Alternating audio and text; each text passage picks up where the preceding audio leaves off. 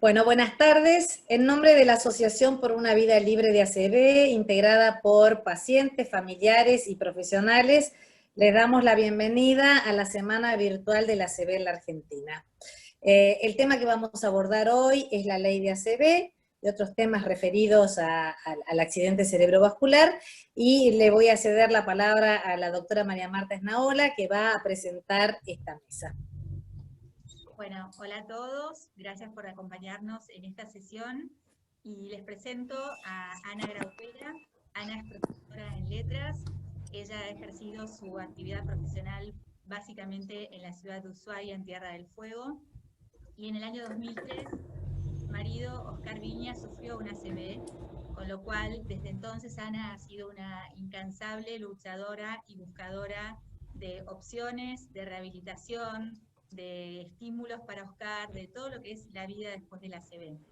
Y es una de las promotoras y actual integrantes de la Asociación Simple por una Vida Libre de ACV. Nos acompaña también el doctor Aldo Caridi, médico neurólogo, titular de la Unidad de Proyectos Especiales para el Sistema de Salud Mental del Ministerio de Salud de la Ciudad de Buenos Aires, el doctor Gabriel Percy, médico neurólogo, coordinador de neurología del Sanatorio Trinidad Mitre, jefe del área de enfermedades cerebrovasculares de INEVA y actual prosecretario de la Sociedad Neurológica Argentina. El doctor Marcelo Costilla, médico intensivista, especialista en neurointensivismo, coordinador de la unidad de stroke del Sanatorio Güemes y miembro de la SAT, la Sociedad Argentina de Terapia Intensivista. Y el doctor Gustavo Mazenga, neurocirujano y neurointervencionista, es jefe de neurocirugía, de neurociencias, perdón, del Sanatorio San Camilo, jefe también del Hospital Posadas, de neurointervencionismo, y de neurocirugía del Hospital Santoyani. Y yo soy también médica neuróloga, soy jefa de servicio de neurología del Hospital César Milstein y del Sanatorio Mater Dei. Ana. Bueno, sí, gracias. Bienvenidos y gracias por aceptar participar en esta mesa. El miércoles 11 de septiembre del 2019, en la legislatura porteña, en la legislatura se realizó una jornada sobre la ACV, y todos los que estamos acá en esta mesa estuvimos participando y acompañando. Además de la presentación del consenso, el doctor Aldo Caridi, que nos acompaña, presentó este proyecto, y nos gustaría muchísimo hablar con él sobre cómo surgió la iniciativa y qué objetivos persigue tener una ley de ACV en la ciudad de Buenos Aires. Bueno, muchas gracias por la invitación. La iniciativa surge en primer lugar porque yo soy neurólogo y de las primeras camadas de integrantes del grupo de trabajo sobre accidentes cerebrovasculares de la Sociedad Neurológica Argentina. Siempre me interesó el tema y además tenía un grupo de asesores, neurólogos también, que fueron compañeros míos en ese grupo. De modo que la oportunidad hizo el ladrón, en este caso, porque dijimos, en ese momento yo era subsecretario de la atención hospitalaria, y lo que hicimos primero fue crear el programa de Neurociencia Buenos Aires. Pero Neurociencia Buenos Aires, nosotros le quisimos dar un espectro un poco más amplio que solamente dedicado a lo cognitivo. Entonces dijimos, además de lo cognitivo, vamos a trabajar en el stroke. Y así comenzamos a redactar el proyecto, un proyecto de ley para presentar en la legislatura de la Ciudad de Buenos Aires. Tuvimos la suerte de tener una muy buena recepción en ese momento por la Comisión de Salud, que la coordinaba el diputado José Luis Acevedo, con el cual me reuní varias veces y entendió perfectamente cuál era el tema. Además está decir la importancia como enfermedad prevalente, como causa de muerte, causa de morbilidad en adultos jóvenes, etc. Todo esto lo entendieron perfectamente y nos pusimos a trabajar de inmediato. Tuvimos varias reuniones, primero con el grupo de asesores de la Comisión de Salud, luego tuvimos una reunión con los representantes de cada bloque, y por último una reunión con toda la Comisión de Salud y los representantes titulares de cada bloque. En ese momento tuvimos dictamen de mayoría favorable, con lo cual yo daba por hecho que la ley iba a salir. ¿Qué es lo que pasó?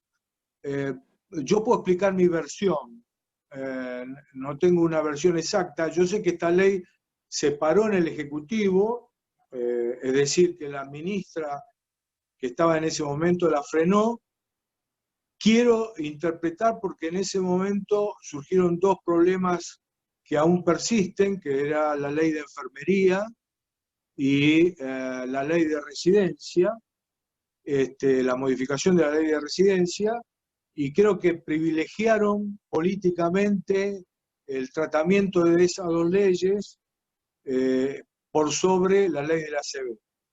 De todos modos, yo terminé mi gestión como subsecretario y pasé a ocupar el lugar que estoy ocupando ahora, que es en salud mental, pero yo seguí integrando el programa de neurociencia, por lo cual seguí en contacto con las nuevas autoridades de la Comisión de Salud, y recientemente me han informado que la ley la han girado a la Comisión de Presupuesto.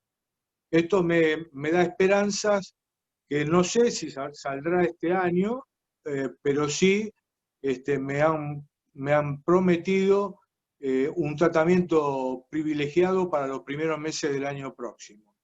Así que yo quiero contar la parte llena del vaso, digamos como que todavía estamos en camino, y además porque entiendo que hay un apoyo muy fuerte del Comité Intersocietario, la Comisión Intersocietaria, estas 9 sociedades científicas que se han reunido y que han dado apoyo a todo esto, y ustedes como representantes de los familiares que padecen de ACV, que también hacen una tarea más que encomiable.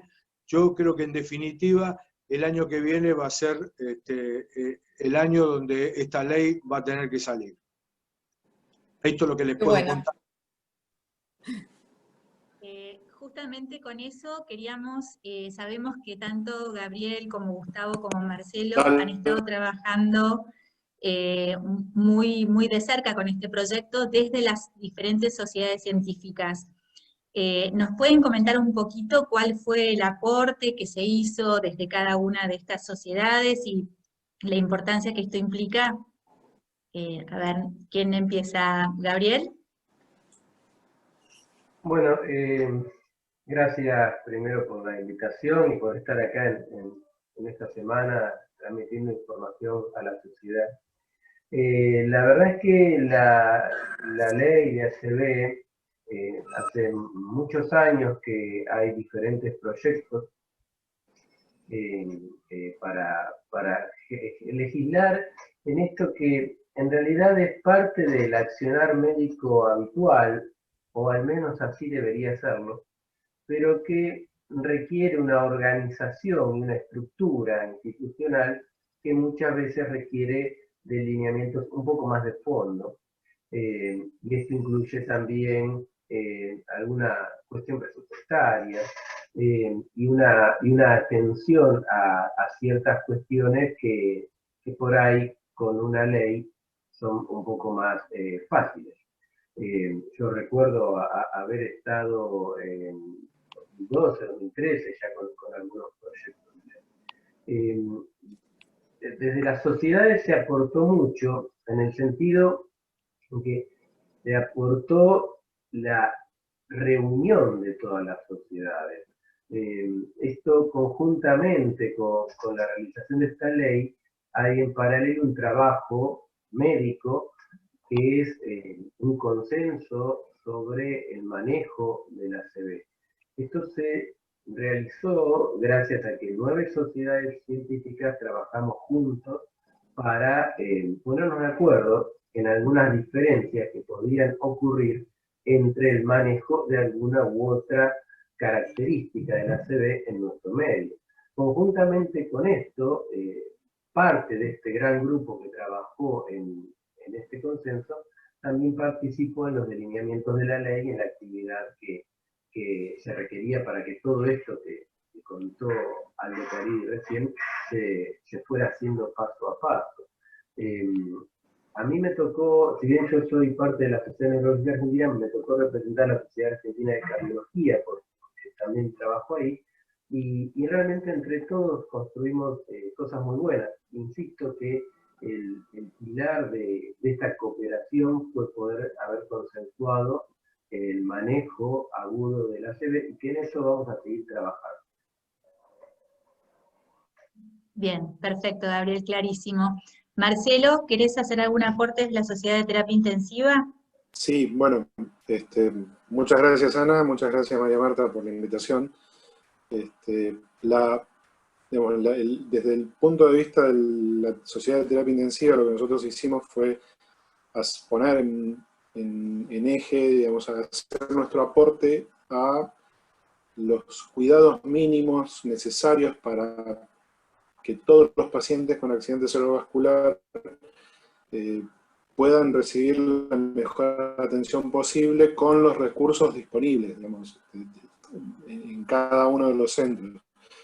Adhiero a lo que manifestó Gabriel en cuanto a que este consenso consiguió poner un piso necesario para la organización de los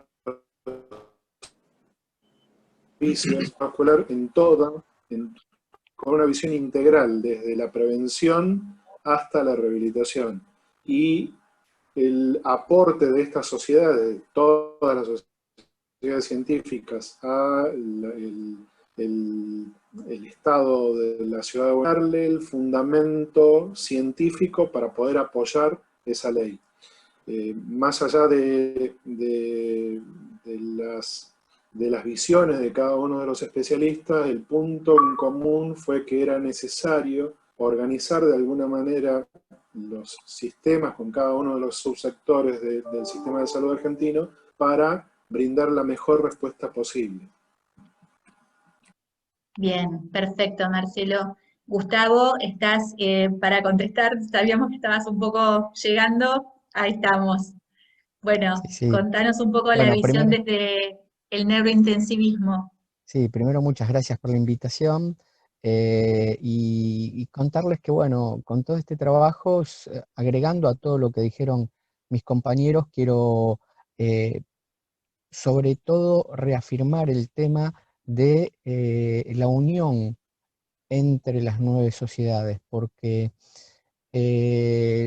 lo que uno puede ver es que la estructura de desarrollo que tienen actualmente los hospitales son estructuras de desarrollo organizados a partir de departamentos y servicios, pero que en los últimos 10 años todo lo que es cerebral generó una estructura no tan verticalista, sino una estructura que invadió todos los terrenos en forma horizontal.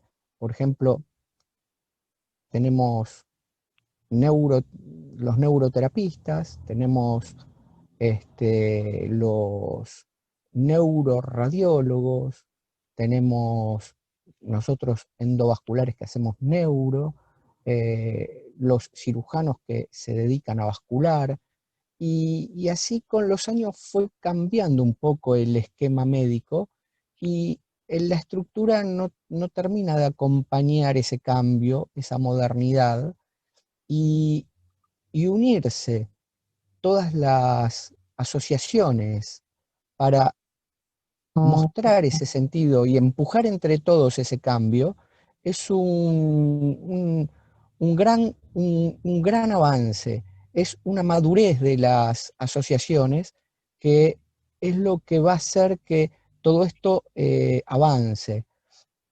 Además, cuando uno habla con profesionales que están en la parte administrativa, se da cuenta que cuando las decisiones las tiene que tomar, por ejemplo, gente del gobierno, gente que tiene que pensarlo de otra manera, el mostrarse unidos y todos dar la respuesta científica de lo que se está tratando, bueno, eso ayuda muchísimo a que todo fluya, inclusive lo que están haciendo ustedes, que la gente se organice en asociaciones como las suyas para amplificar lo que estamos diciendo y realmente poner el tema en un nivel que impacte.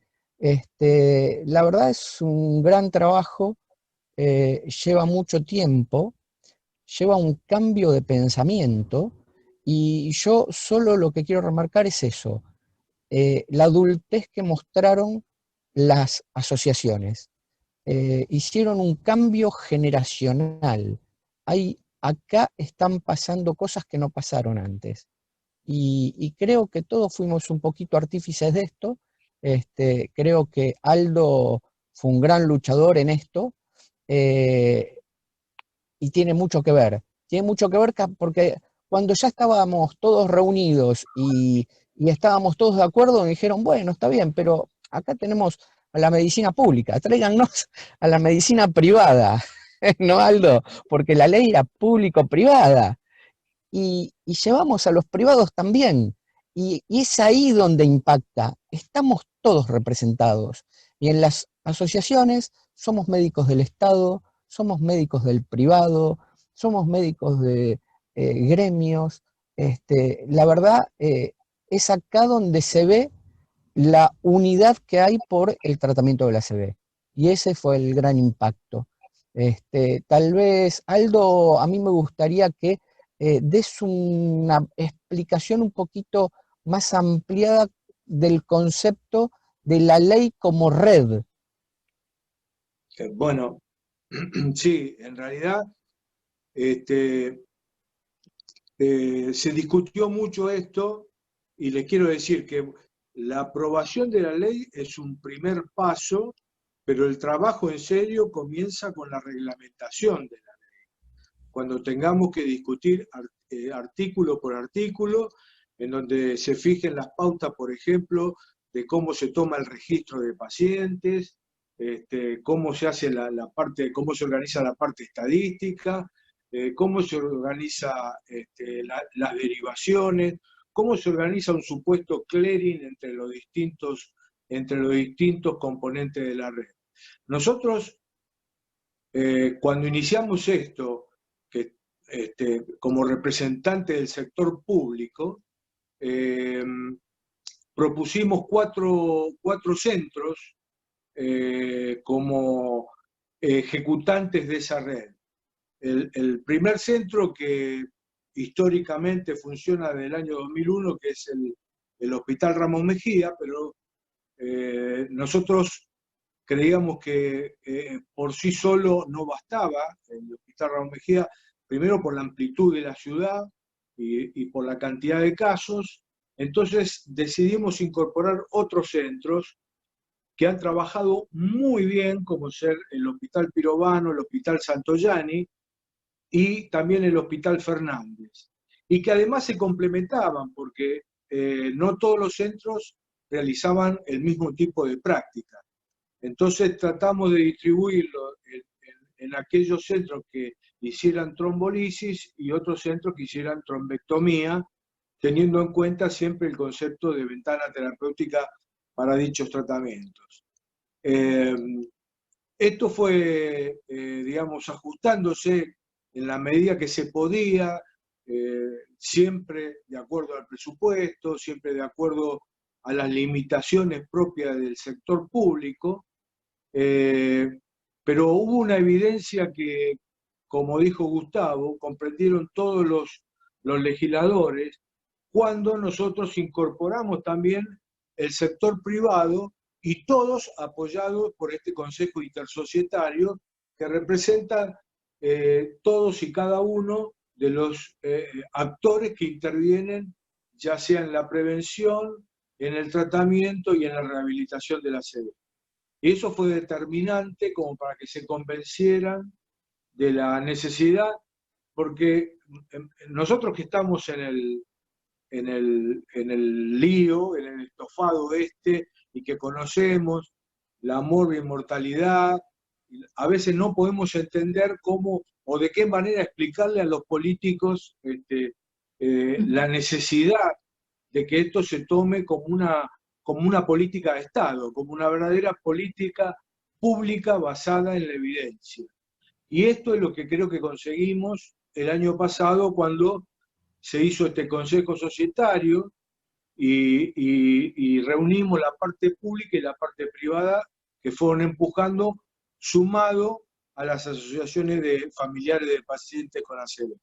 Así que me parece importante mantener esta unión a pesar de que estos tiempos no son los más beneficiosos desde el punto de vista económico. Pero yo estimo que probablemente el año que viene esto podrá salir. Yo quisiera, apoyar esto que han dicho ustedes y celebrar esta política de consenso sin la cual no se puede hacer mucho. Y en este aspecto, la Asociación de Pacientes y de Familiares y de Profesionales nos estamos esforzando por dar voz y visibilidad a los pacientes, ya que me parece que son como un colectivo muy silenciado y poco visible. Y creo que eso no es lo mismo una cifra que unas cuantas historias de vida, y en eso estamos enfocados. En una indagación así muy por arriba, descubrí un proyecto de ley, eran todos diputados radicales, entre los que estaba Ricardo Alfonsín, es un proyecto del 2015, hay un proyecto del 2017, que creo que estaba esta legisladora Elías de Pérez, luego aparece un proyecto del 2019 de Neuquén y aparece el proyecto de ustedes. Mi pregunta, ¿se necesitaría una ley nacional o consideran ustedes que siempre es mejor tener leyes locales que respondan a la identidad de cada lugar? Y Percy, vos que comentaste que estuviste en otros proyectos, ¿participaste de estas instancias? Una pregunta para quienes hayan participado y también para el doctor Caridi, en cuanto a la sinergia de lo nacional y de lo local. Desconozco yo esa instancia, ¿no? La pregunto. Te recuerdo lo que me preguntaste recién. En la que yo participé no se llegó al punto en que se llegó a esta ley. Y un solo bocadillo antes del resto que quizás no se dijo, y me parece que se lo dejó implícito, que es cuáles son las sociedades que están detrás de todo esto, que son la Sociedad Neurológica Argentina, la Sociedad Argentina de Medicina, la Sociedad Argentina de Radiología, la Sociedad Argentina de Terapia Intensiva, la Sociedad Argentina de Cardiología, la Sociedad Argentina de Gerontología y Geriatría, la Sociedad Argentina de Emergencias, la Sociedad Argentina de Neurointensivismo, la Sociedad Argentina de Neurocirujanos. Para entender que hay representación de todo lo que tiene injerencia importante en el esto.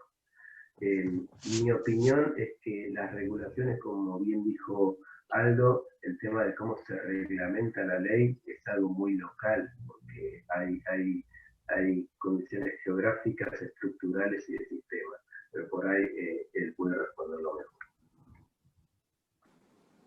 mejor. Yo pienso que una ley nacional es necesaria, pero es una ley que debiera marcar lineamientos generales, porque cada región tiene su particularidad. De modo que después cada región ajustará, suscribirá esa ley y ajustará de acuerdo a su realidad cada articulado. Por eso digo que acá es importante mucho trabajar en la reglamentación de la ley. Y para eso se van a tener que crear seguramente alguna comisión especial que trabaje en todo lo que sea estadística, registro, insumos, es decir, diversas cosas. Y la realidad de la ciudad de Buenos Aires es distinta, por ejemplo, de la región del NOA, o del NEA, o del sur de nuestro país. De modo que cada región lo organizará de acuerdo al territorio, a la distancia que hay entre los centros, los centros que también tendrán que ser auditados y aprobados por una comisión específica. Así que el trabajo que queda por delante es muchísimo. Es un primer paso importante sacar la ley, pero el verdadero trabajo comienza después. Perfecto. Quiero agregar también algún concepto que es que pese a todos los trabajos que se hicieron y las leyes que se presentaron, nunca nada pudo organizarse ni ninguno de todos esos proyectos avanzó. Y hay que analizar bien por qué. Y yo creo que es muy importante tener en cuenta que el cambio de pensamiento que hubo, esta asociación de sociedades científicas, ¿no? Este grupo nuevo que se armó, yo creo que muestra una madurez que nunca hubo y logramos un consenso, como decía antes, todas las sociedades científicas, los privados y el Estado. Nunca antes, siempre antes fue muy sectorizado y esto sectorizado no va a avanzar. ¿Por qué? Porque es lo que decimos todos. La variable en todo el país es enorme y en cada lugar se va a tener que manejar de forma diferente y eso es lo que hay que ver muy bien cómo se organiza. Es muy claro que una ley estándar en todos los lugares del país no puede funcionar. Hay que ser amplio, hay que ser mucho más abierto en el pensamiento y organizar una estructura de red que contemple esas variables, porque si no, es eso lo que traba y no deja seguir avanzando. Sí, agrego algo, digamos, con respecto a la necesidad de una ley nacional. Quizás nos sirva para establecer el orden normativo, pero después la ejecución operativa en cada uno de los lugares geográficos, en las provincias, depende de una multiplicidad de factores que más allá de los factores de densidad de población, de estructuras de recursos, de servicios, de desarrollo tecnológico que tengan, dependen muchas veces de asignaciones de recursos que tienen que salir de otro lado. Entonces, ahí está, digamos, una de las dificultades grandes en cuanto a la aplicación de una ley nacional. Y como decía Gustavo, la heterogeneidad, y también Aldo, la heterogeneidad de cada una de las regiones del país es tan grande, tan amplia, que hace muy difícil poder establecer un solo patrón de tratamiento, o un solo patrón, o un ideal que sea aplicable en todos los sectores. Me parece que que el empuje que puede dar tanto el consenso, que es sentar las bases científicas de qué es lo que se necesita para tener un sistema de atención que pueda dar respuesta a un problema que hoy tiene respuestas parciales y que dependen de la cobertura de salud o de la estructura de los servicios de atención pública. Ese me parece que es el primer paso. El segundo paso es cuando las autoridades de gestión gubernamental toman ese mensaje y lo transforman en algo que cambia un modelo de gestión, ya sea a través de una ley o a través de un programa o de alguna manera que lo que nosotros escribimos y planteamos como una base de un ideal científico pueda ser aplicado en el terreno real. Muchas veces esa es la gran dificultad, el poder plasmar en resultados y en funcionamiento en estructuras de salud lo que nosotros tenemos como un fundamento teórico. Así que me parece que esto es el primer paso, como dice Aldo, coincido con él, y es quizás el más importante para...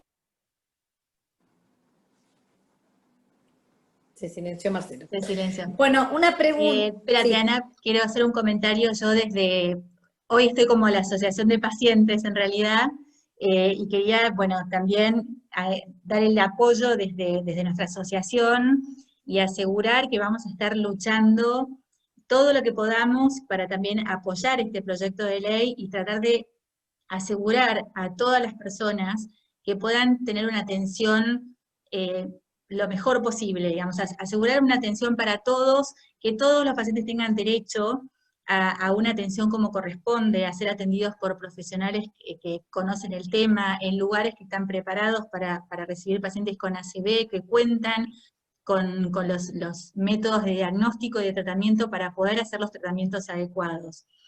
Y no solamente eso, sino también en todo lo que es, trabajar mucho en lo que es la prevención del ACV, que para eso hacemos campañas y tratamos de mandar mensajes permanentemente. O sea, estamos acá para ayudar a los pacientes desde la prevención, lo que es el tratamiento, y también toda la fase posterior, la rehabilitación y la reinserción social, laboral, familiar de toda esta gente. Porque creemos que también es una pata que está faltando, y bueno, acá estamos para seguir luchando, seguir incorporando gente que nos ayude, y tratar de conseguir todo lo más que podamos para asegurar estos derechos de los pacientes con ACV. María Marta, no sé cómo estamos de tiempo, me quedan 2 preguntas que me gustaría hacerles a todos. ¿Estamos bien? Nos quedan 5 minutos, Ana. Bueno, entonces voy a elegir entre las 2 preguntas. Dado que estamos en pandemia y el mensaje sobre quedarnos en casa ha sido un mensaje muy fuerte, ha habido mucha gente que ha tenido miedo de concurrir a los centros médicos y ha surgido una diapositiva muy interesante que creo, me decías María Marta, que la habían bajado de la World Stroke Organization, que dice, el ACV no se queda en casa. Me gustaría saber cómo lo perciben ustedes desde sus distintos ámbitos, si creen que en tiempos de pandemia el ACV ha empeorado en la Argentina, y si el miedo está ocasionando que un paciente dude en ir, y me gustaría que dejaran un mensaje lo más contundente posible, ustedes doctores, desde sus distintos lugares. María Marta, ¿querés comenzar? Sí, cortito. Bueno, efectivamente, Ana, tanto en nuestro país como en todo el mundo se ha visto un descenso en los ingresos a los hospitales de un 40% más o menos. También lo que vemos es que los pacientes llegan en estadios más tarde, donde ya no podemos aplicar los tratamientos agudos, lo cual significa una mayor discapacidad secuelar de esos pacientes. Por eso surgió el ACV no se queda en casa, un poco en contra de todo el mensaje del aislamiento social, pero realmente el ACV es una emergencia médica y tenemos que actuar lo más rápidamente posible. Gaby, creo que vos querías agregar algo. Sí, todos tienen que decir. Sí. Las emergencias no respetan organizaciones de otra índole. Si una persona sufre una ACV, es decir, tiene un infarto en su cerebro, tiene que ser atendido en forma inmediata. No cambia la evolución de la enfermedad por la situación epidemiológica. En todos los centros se han organizado el accionar para poder seguir respondiendo a las emergencias. El ACV, el accidente de tránsito, el infarto cardíaco. Lo que tiene de peculiar el ACV, que muchas veces el paciente es reticente a ir. Entonces, hay que hacer entender esto, ¿no? De que es más grave quedarse en tu casa con un ACV que concurrir a una guardia. Marcelo.